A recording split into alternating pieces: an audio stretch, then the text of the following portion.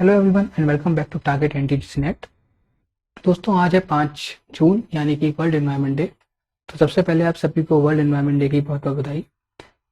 इस वीडियो में हम डिस्कस करेंगे अबाउट वर्ल्ड एनवायरनमेंट डे के बारे में। हम जानेंगे इसका ओवरव्यू, फिर हम बात करेंगे हिस्ट्री की, उसके बाद हम बात करेंगे इस साल की थीम की और थोड़ा डिस्कशन करेंगे थीम के ऊपर और उसके बाद हम डिस्कशन करेंगे थोड़ा सा कि इस साल वर्ल्ड एनवायरनमेंट डे लॉकडाउन में कैसे बना सकते हैं। तो एक जनरल ओवरव्यू वाला वीडियो है, तो जो लोग नेट की तैयारी कर रहे हैं एनवायरमेंटल साइंस सब्जेक्ट से उनके लिए तो ये बहुत इंपॉर्टेंट वीडियो है ही है, और जो तैयारी नहीं भी कर रहे हैं उनके लिए भी वीडियो उतना इंपॉर्टेंट हो जाता है जनरल नॉलेज पर्सपेक्टिव से। तो आपको कई सारे फैक्ट्स हैं जानने को मिलेंगे जो आपको अलग अलग कॉम्पिटेटिव एग्जाम्स में हेल्प करेंगे। चलिए वीडियो को स्टार्ट करते हैं। बट अगर आप नए हैं चैनल पे तो उसे सब्सक्राइब कर लीजिए, और अगर आप टेलीग्राम पर हैं तो हमसे जुड़िए, वहाँ आपको आपकी तैयारी में बहुत हेल्प मिलेगी।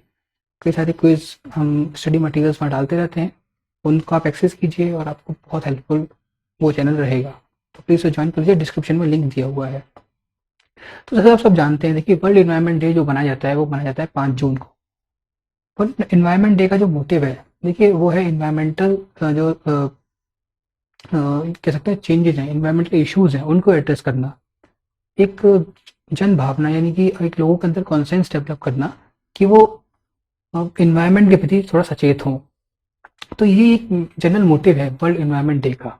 जब उसका आगे वर्ल्ड लग गया यानी कि ये पूरे वर्ल्ड में मनाया जाता है। अराउंड 143 कंट्रीज इसको मनाती हैं, और इसके अंदर जो अलग अलग सेक्टर्स है सोसाइटी के, चाहे वो गवर्नमेंट हो, बिजनेसमैन हो, सिटीजन्स हो, स्टूडेंट्स हो, एक्टिविस्ट हो, हर कोई इसमें जुड़ता है, अपना योगदान देता है और एक पॉजिटिव चेंज की तरफ सोसाइटी को ले जाने की कोशिश करता है। देखिए इन्वायरमेंट का सफ़र करने का मेजर इशू यही है कि अवेयरनेस बहुत कम है। तो इन्वायरमेंट डे मनाने का मोटिव भी यही है कि जो अवेयरनेस है उसको बढ़ाया जाए। इसमें अवेयरनेस बढ़ाने में क्या फ़ायदा है, देखिए ये है कि जो हम कंज्यूम करते हैं, मान लीजिए हम ही सिटीजन्स हैं, हमारे कंजम्पशन के अंदर एक चेंज आए, हम चीज़ों को मतलब सस्टेनेबली कंज्यूम करें ताकि हमारी फ्यूचर जनरेशन को वो चीज़ मिल सके। बिजनेसमैन को इस तरह मॉडल डेवलप करें ताकि जो मोर ऑफ आप करें कि इकोनॉमिकल भी हो, इन्वायरमेंटल फ्रेंडली भी हो। तो इस तरीके के मॉडल्स बिजनेसमैन को हम इंकरेज करें डेवलप करने के लिए, फार्मर्स को, मैन्युफैक्चरर्स को ज़्यादा सस्टेनेबल प्रोड्यूस प्रोडक्ट है वो प्रोड्यूस करने के लिए हम मोटिवेट करें।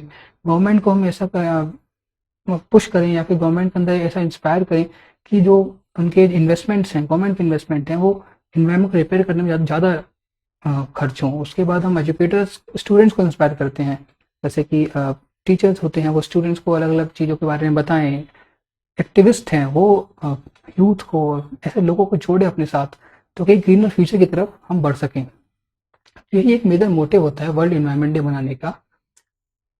इसको देखिए एक दिन कोई डे सेलिब्रेट करके हम ये नहीं कहते कि बहुत बड़ा चेंज आ जाता है एनवायरनमेंट के अंदर, बट हाँ एक दिन अवेयरनेस का पूरा दिन बना के अलग अलग चीज़ें एक्टिविटीज़ करके, जैसे मान लीजिए स्टूडेंट्स को हम जोड़ते हैं, तो स्टूडेंट्स के साथ कई सारे आपने देखा होगा स्कूल्स में वर्ल्ड एनवायरनमेंट डे पर poster competition, quiz competitions, colleges में टॉक्स होते हैं, आजकल तो ऑनलाइन है तो वेबिनार वगैरह सब होते हैं।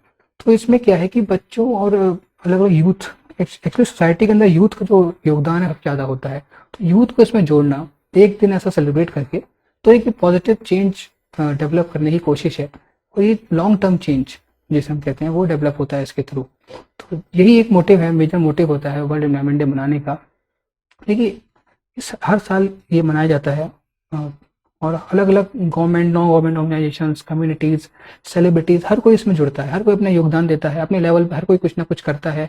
गवर्नमेंट के लोग ज़्यादातर तो देखा आपने प्लांटेशन वगैरह करते हैं, यूथ ज़्यादातर पोस्टर्स, अलग अलग टॉक्स, कई सारी चीज़ें देखिए इसमें होती हैं वर्ल्ड एनवायरनमेंट डे वाले दिन। तो इसको मनाने के पीछे मोटिव आप समझ गए क्या है, और जो एक हमारी कोशिश, हर किसी की कोशिश यही होती है कि इन्वायरमेंट जितना हो सके बचाया जा सके ताकि फ्यूचर जनरेशन को उतना उसका लाभ मिल सके। तो यही है वर्ल्ड एनवायरनमेंट डे का एक छोटा सा ओवरव्यू। फिर हम बात करेंगे इसकी हिस्ट्री की। देखिए world environment day UN general assembly ने डेजिग्नेट किया था 5 जून को, कि वो 5 जून मनाया जाएगा 1972 से वर्ल्ड एनवायरनमेंट डे के तौर पे।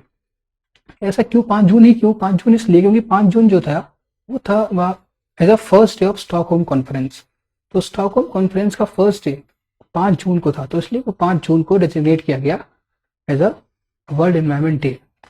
उसके साथ साथ उसी दिन एक और रेजोल्यूशन अडॉप्ट हुआ था जिसकी वजह से क्रिएट हुआ था यूएनईपी यानी यूनाइटेड नेशन एनवायरमेंटल प्रोग्राम।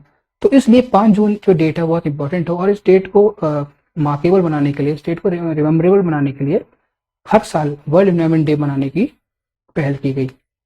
लेकिन देखिए जो डेजिग्नेट तो 1972 में हो गया था, लेकिन जब पहली बार ये मनाया गया तो ये मनाया गया 1974 में with the slogan only one earth. तो ये एक इंपॉर्टेंट चीज़ है, इंपॉर्टेंट क्वेश्चन कई बार एग्जाम में आ जाते हैं कि पहली बार जब मनाया गया तो उसका स्लोगन क्या था, या फिर पहली बार किस ईयर में मनाया गया। तो पहली बार मनाया गया 1974 में और डेजिग्नेट हुआ 1972 में। तो ये चीज़ आप याद रखिएगा, थोड़ा सा ये फैक्ट है आपके लिए बहुत इंपॉर्टेंट हो जाता है। देखिए 1974 से इसके बाद ये हर साल बनाया गया, लेकिन एक आइडिया था कि इसका एक होस्ट कंट्री बनाया जाए, मतलब जो एक्टिविटीज़ हो हर एक कंट्री को अलग अलग दिए जाएं, और हर साल एक कंट्री इसको होस्ट करे और अलग अलग एक्टिविटीज़ खुद अपने हिसाब से डिज़ाइन करे, अपने हिसाब से आइडिया को अलग अलग कंट्री से जोड़े। तो इस तरीके से सोच के साथ 1987 में ये आइडिया दिया गया कि क्यों ना इसको होस्ट कंट्रीज को अलग अलग दी जाए, हर साल इसको एक होस्टिंग किसी न किसी कंट्री को दी जाए। तो उसके बाद से 1987 के बाद से जो सेंटर ऑफ एक्टिविटीज़ है उसको रोटेट करना शुरू हुआ वर्ल्ड एनवायरनमेंट डे के लिए। तो थीम के बारे में बात करें तो इस साल की जो थीम है वो है इकोसिस्टम रेस्टोरेशन, और होस्ट करेगा इस बार पाकिस्तान। तो इसको आप याद रखिएगा, इकोसिस्टम रेस्टोरेशन के बारे में हम बात करेंगे अभी, बट इसका होस्ट जो है इस साल का वो है पाकिस्तान। और इस साल मतलब 5 जून को UN decade of ecosystem restoration, decade यानी कि 10 साल का जो एक यूएन का एक आप कह सकते हैं प्रोग्राम रहता है, तो UN decade of ecosystem restoration भी इसी बार 5 जून को लॉन्च हो जाएगा। फिर हम पुरानी थीम्स की बात करते हैं ना, 2020 की बात करें, 2020 में जो थीम थी वो थी टाइम फॉर नेचर, और इसको होस्ट किया था कोलंबिया ने इन पार्टनरशिप विद जर्मनी। और 2018 में इंडिया ने इसको होस्ट किया था, इंडिया के अंदर होस्टिंग हुई थी 2018 में, और उस समय जो थीम थी वो थी बीट प्लास्टिक पोल्यूशन। तो ये आप थोड़ी बहुत आपके याद रखने वाली बातें हैं, कई बार एग्जाम में इस टाइप के क्वेश्चन भी आ जाते हैं कि 2018 में थीम क्या थी, 2020 में थीम क्या थी, या फिर इंडिया में जब होस्ट किया तब थीम क्या थी, किस साल में इंडिया ने होस्ट किया। तो इस चीज़ों को आप ऐसे याद रख सकते हैं। फिर जो चीज़ें बहुत कम लोगों को पता होती हैं वो है जैसे वर्ल्ड एनवायरनमेंट डे एंथम। बहुत ही कम लोगों को पता होगा कि वर्ल्ड एनवायरनमेंट डे का एक एंथम भी है। तो इसको इंडियन पोएट ने लिखा है जिनका नाम है अबेके, और इसको बोलते हैं एन अर्थ एंथम। तो अर्थ एंथम लिखा है अबेके ने, और इसको आप पढ़ सकते हैं पॉज करके वीडियो को। बहुत ही सुंदर रिटन पोएम है, बहुत ब्यूटीफुल रिटन पोएम है। इसको जून 2013 में यानी 5 जून 2013 को लॉन्च किया गया था बाय शशि थरूर एंड कपिल सिब्बल। इन दोनों ने मिलकर वर्ल्ड एनवायरनमेंट डे वाले दिन इसको लॉन्च किया था। एक फंक्शन था न्यू दिल्ली में, Indian council of culture relation के द्वारा ऑर्गेनाइज किया गया फंक्शन था, उसमें उन्होंने इसको लॉन्च किया था, और इसको global organisation Habitat for Humanity ने सपोर्ट किया था। तो उसके बाद इसे अडॉप्ट किया गया as world environment day anthem. तो उसको आप पढ़ सकते हैं, बहुत ही ब्यूटीफुल रिटन पोएम है ये। फिर हम बात करते हैं साल की थीम की। देखिए इकोसिस्टम रेस्टोरेशन अगर आप समझना चाहेंगे तो एक बहुत बड़ा टॉपिक है, बहुत कुछ है इसमें समझने के लिए। एक वीडियो में समझा पाना तो बहुत ही डिफिकल्ट होगा, घंटा 2 घंटे का लेक्चर भी कम पड़ जाएगा इकोसिस्टम रेस्टोरेशन के सारे कॉन्सेप्ट समझाने में। बट एक छोटे से तौर पे मैं आपको समझाता हूँ। देखिए कोई भी जगह अगर डिस्ट्रक्शन हो रखा है, फॉरेस्ट में मान लीजिए, और कोई लेक में, कोई रिवर वाटर बॉडी में, उस डिस्ट्रक्शन को वापस से उस फ्लरिश कंडीशन में लेके आना जब जो डिस्ट्रक्शन से पहले थी, उसी को कहते हैं इकोसिस्टम रेस्टोरेशन। इकोसिस्टम क्या है? इकोसिस्टम को हम डिफाइन करते हैं the interaction between living organism. Living organism कौन से? प्लांट्स, एनिमल, पीपल, इनके बीच का इंटरेक्शन विद द सराउंडिंग्स, यही कहलाता है इकोसिस्टम रेस्टोरेशन। तो इसमें नेचर में क्या है, ह्यूमन मेड सिस्टम भी इंक्लूड होते हैं, जैसे कि सिटीज या फार्म्स। तो इनका जो डिस्ट्रक्शन जो उस लेवल तक हो चुका है नेचर का, उस लेवल से अब वापस एक फ्लरिश कंडीशन, एक बेटर कंडीशन में लेके आना, वही कहलाता है इकोसिस्टम रेस्टोरेशन। मान लीजिए इसका एग्जांपल मैं आपको देता हूँ।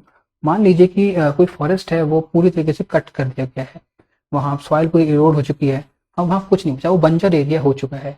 अब उस बंजर एरिया में वापस से फॉरेस्ट लेके आना, देखिए नेचर के पास बहुत पावर होती है, नेचर चाहेगा तो अपने आप को खुद को ग्रो कर लेता है, बट आपने डिस्ट्रक्शन इस लेवल तक कर दिया है कि उसको वापस से ग्रो करने में बहुत टाइम लगने वाला है।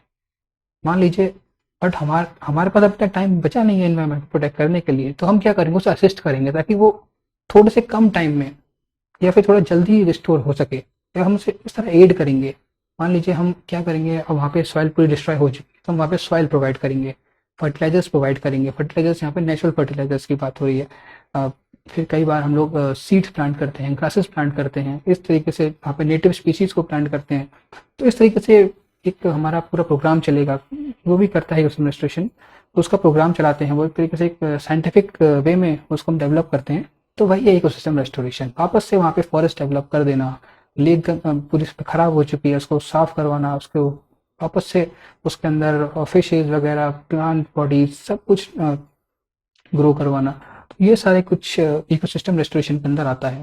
देखिए इसमें 3 चीज़ें बहुत इंपॉर्टेंट है, preventing, halting and reversing. Preventing का मतलब है देखिए कोई भी चेंज अगर हो चुका है, डैमेज हो रहा है, तो उसे रोक देना, मतलब प्रिवेंट, वहाँ डैमेज होने ही ना देना। तो वो होता है प्रिवेंटिंग। उसके बाद हॉल्टिंग, हॉल्टिंग मतलब मान लीजिए डैमेज हो गया, हद से ज़्यादा फॉरेस्ट डिस्ट्रॉय हो चुका है, आप उसे हॉल्ट कर दीजिए, इससे ज़्यादा डिस्ट्रॉय हम नहीं होने देंगे, और जितना डिस्ट्रॉय हो गया उसको हम वापस से ग्रो होने का टाइम देंगे, चांस देंगे, तो वो होता है हॉल्टिंग। और रिवर्सिंग तो आप समझते ही हैं, वापस से उस कंडीशन पे लेके आना। तो इन 3 चीज़ों से बनता है ecosystem restoration, that is to go from exploitation, exploiting nature, to healing it. ये बहुत इंपॉर्टेंट है, एक्सप्लॉइट से हील लेके आना, इसी को कहते हैं इकोसिस्टम रेस्टोरेशन। तो यही है इस वीडियो में। आई डोंट थिंक इसमें आपको कोई क्वेश्चन होगा। इकोसिस्टम रेस्टोरेशन पे आप चाहते हैं तो मैं अलग से लेक्चर्स लेके आ जाऊंगा, बट छोटा सा वीडियो था, छोटा सा आपको बताना था इकोसिस्टम एनवायरनमेंट डे के बारे में और इस साल की थीम के बारे में। तो इसको आप पढ़ सकते हैं, और ज़्यादा मैं आपको कुछ मटेरियल प्रोवाइड करवा दूंगा, तो इसमें आप पढ़ सकें इसके बारे में थोड़ा सी और इन्फॉर्मेशन। और कई सारी एक्टिविटीज़ हो रही हैं, देखिए ऑनलाइन आप जाएंगे तो कई सारी एक्टिविटीज़ इस साल हो रही हैं, तो उसमें आप जुड़ सकते हैं। फिर बात आती है कि आप क्या कर सकते हैं इस वर्ल्ड इन्वायरमेंट डे पर। तो देखिए इस बार लॉकडाउन है, घर से बाहर निकलना मुश्किल है, नर्सरीज वगैरह भी क्लोज्ड हैं, और मैं नहीं चाहूँगा कि आप कहीं बाहर निकलें और रिस्क लें अपने साथ। तो प्लांटेशन आप जरूर कीजिएगा, एक बार लॉकडाउन खुलता है उसके बाद जाइएगा, प्लांटेशन जरूर कीजिएगा, 1 या 2 प्लांट जरूर लगाइएगा। हर साल आप कम से कम 10 प्लांट लगा ही लगाइए, मैं तो ये कहता हूँ किसी से। बट इस घर में आप क्या कर सकते हैं, घर में आप अगर हैं तो फर्स्ट ऑफ ऑल अपने कार्बन फुटप्रिंट को कम कीजिए। कार्बन फुटप्रिंट को कैसे कम कर सकते हैं, लाइट्स वगैरह ऑफ रखिए, जितना यूज़ हो उतना ही ऑन कीजिए। एक दिन 5 तारीख को एसी मत चलाइएगा, थोड़ा पंखे में ही सो लीजिएगा। हो सकता है गर्मी में आपको कुछ ज़्यादा कुछ नहीं होगा, बस सहन कर लीजिएगा। कम से कम लाइट यूज़ कीजिए, इलेक्ट्रिसिटी को कम से कम यूज कीजिए। उसके बाद अगर आप कहीं जाते हैं बाहर तो पैदल या बाईसाइकिल का यूज़ कीजिए, कार बाइक उस दिन ना चलाइए। एक दिन में कुछ नहीं बिगड़ता है पैदल जाने में या बस से जाने में, पब्लिक ट्रांसपोर्ट यूज़ कीजिए। ऑल्दो अगर आप जाते हैं बाहर तो प्लीज़ सेफ रहिएगा, मास्क पहनिएगा। और यही आप कर सकते हैं, देखिए छोटा मोटा घर में काम, कुछ अगर आपके पास सीड्स पड़े हैं, कुछ कोई फ्रूट खाते हैं उसका सीड आपके पास है तो उसको अपने पॉट में प्लांट कीजिए और उसको वहाँ पे उगने दीजिए, और जब वो ग्रो हो जाए उसके बाद उसको निकाल कर लॉकडाउन के बाद आप कहीं ग्राउंड में कहीं लगा सकते हैं। तो एक तरीके से आप ये सब काम करके वर्ल्ड इन्वायरमेंट डे अपने घर में भी सेलिब्रेट कर सकते हैं। साथ साथ कई सारी एक्टिविटीज़ हो रही हैं, कई सारे organisation online quiz, poster competition ये सब करवा रही है, तो इसमें आप प्लीज़ पार्टिसिपेट कीजिए। अपने आसपास के लोगों को अवेयर कीजिए, व्हाट्सएप ग्रुप्स, टेलीग्राम ग्रुप्स, इस पर कुछ ना कुछ भेजते रहिए ताकि लोगों को पता चले इन्वायरमेंट की इंपॉर्टेंस और किस तरह इन्वायरमेंट को हम सेव कर सकते हैं, बहुत छोटे छोटे एफर्ट्स करके। देखिए छोटे छोटे एफर्ट करेंगे तो अपने आप एनवायरनमेंट सेव हो जाएगा, ऐसा मेरा मानना है कि बहुत बड़े एफर्ट करने की जरूरत नहीं होती है आप लोगों को, हर कोई अपने इंडिविजुअल लेवल पे छोटे छोटे एफर्ट करेगा तो हम इन्वायरमेंट में बहुत बड़ा चेंज डेवलप कर लेंगे। तो इस वीडियो में इतना ही है, आई होप आपको अच्छी लगी होगी। इसको शेयर कर दीजिएगा जितने लोग से आप शेयर कर सकें। थोड़ा सा देखिए इसमें मेरे ख्याल से कोई डाउट तो आपको होगा नहीं, मेरा को थोड़ा सा मोटिव यही था कि मैं थोड़ा सा इन्वायरमेंट के प्रति लोगों को जागरूक कर सकूं, इन्वायरमेंट डे के बारे में थोड़ा बता सकूं और एग्जाम देते उनके लिए थोड़ी हेल्प हो सके। तो थैंक यू वेरी मच इस वीडियो को देखने के लिए। लाइक शेयर सब्सक्राइब करते रहिएगा, अपना प्यार देते रहिए और तैयारी करते रहिए, पढ़ते रहिए, खुश रहिए। जय हिंद, जय भारत।